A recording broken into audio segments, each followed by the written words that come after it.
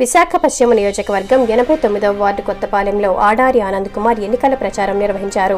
Chandrababu super 6 మేనిఫెస్టోను ప్రజలు నమ్మట్లేదని అన్నారు. జగన్ ముఖ్యమంత్రిగా మళ్లీ రావాలని ప్రజలు కోరుకుంటున్నారని తెలిపారు. స్థానిక టీడీపీ ఎమ్మెల్యే అభ్యర్థి వైఎస్ఆర్సీపీ బూత్ లెవెల్ ఏజెంట్లను ప్రలోభాలు పెడుతున్నట్లు మా దృష్టికి వచ్చిందని, ఎవరు ఎన్ని ప్రలోభాలు పెట్టినా వైఎస్ఆర్ పార్టీ క్రమశిక్షణ పార్టీ అని తెలియజేశారు. వచ్చే ఎన్నికల్లో వైఎస్ఆర్సీపీ విజయం ఖాయమంటూ ఆయన ధీమా వ్యక్తం చేశారు.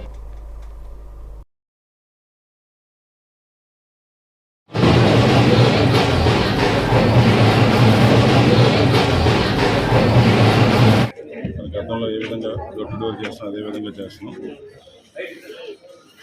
మరి కొత్తగా మేనిఫెస్టో వచ్చిన తర్వాత మేనిఫెస్టోని ఈరోజు ప్రజల దగ్గరికి తీసుకెళ్లి నవరత్నాలు ఏదైతే జగన్మోహన్ రెడ్డి గారు వాస్తవాలకు దగ్గరగా ఈరోజు మేనిఫెస్టో రిలీజ్ చేయడం జరిగింది.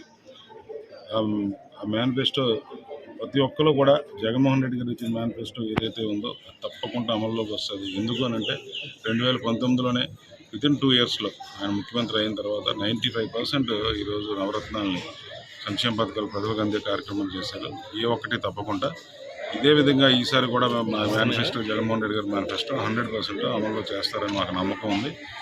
మరి ఈ టీడీపీ మేనిఫెస్టో కూడా వీళ్ళకి మరి ప్రతి ఒక్కరికి కూడా అర్థమైంది ఏ విధంగా ఉంటుందో మేనిఫెస్టో అన్నది. ఆ మేనిఫెస్టో ఈరోజు పూర్తిగా అవాస్తవాలకి అంటే ఏదైతే నోటుకు వచ్చినట్టు ఆయన ఏంటంటే ఏదైతే పడితే దాంట్లో మెన్షన్ చేయడం, సూపర్ 6 అనడం, అది కాకుండా ఇంకోటి ఏదో అదేంటది సూపర్ పేరు సరిగ్గా తెలియదండి, అది కూడా ఏంటంటే ప్రజలు నమ్మే పరిస్థితి లేరు. ఈ మేనిఫెస్టో జగన్మోహన్ రెడ్డి గారు పెట్టిన మేనిఫెస్టోకి కంపేర్ చేస్తే టీడీపీ వాళ్ళ మేనిఫెస్టో కంపేర్ చేస్తే 6 times ఆర్థిక భారం రాష్ట్రం మీద పడుతుంది.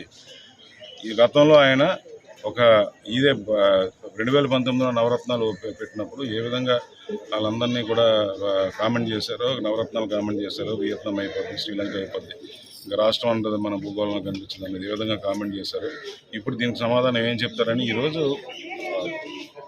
ఉద్యోగస్తులు కానీ లేదంటే ఎడ్యుకేటెడ్ పీపుల్ కానీ వీళ్ళందరూ కూడా మొన్నటి వరకు ఆలోచించారు ఈయన మేనిఫెస్టో ఏమేస్తారు అనేది. ఈయన మేనిఫెస్టో చేసిన తర్వాత పూర్తిగా బోటకం అనేది తేలింది. ఇది ఎందుకంటే ఇవ్వలేని వ్యక్తి ఏదైనా చెప్పగలుగుతారు అన్నట్లుగా ఈరోజు ఆయన నచ్చినట్టు మీకు హామీలు ఇవ్వడం జరిగింది. ఒక ఎగ్జాంపుల్ చెప్తాను. ఈరోజు 50 సంవత్సరాల నుంచే నేను 4,000 ఇస్తానన్న వ్యక్తి అందులో మెన్షన్ చేశారు, బాగానే ఉంది. మళ్ళీ 19 సంవత్సరాల నుంచి 59 సంవత్సరాల వరకు మళ్ళీ మీ వాళ్ళకి 1,500 చొప్పున ఇస్తానని చెప్పడం జరిగింది. ఏ విధంగా ఆయన ఆలోచించి చేస్తున్నాడు?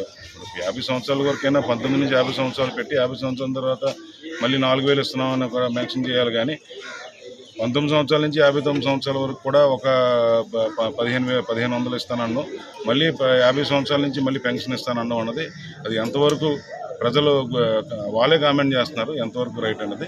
ఇలాంటివన్నీ కూడా అబద్ధాలు పెట్టడం అన్నది చాలా తప్పు. అలాగే సూపర్ 6లో కూడా మీ అందరికీ తెలుసు, ఇప్పుడు పెన్షన్ ఏదైతే ఉందో అది కూడా మాయమైపోయింది.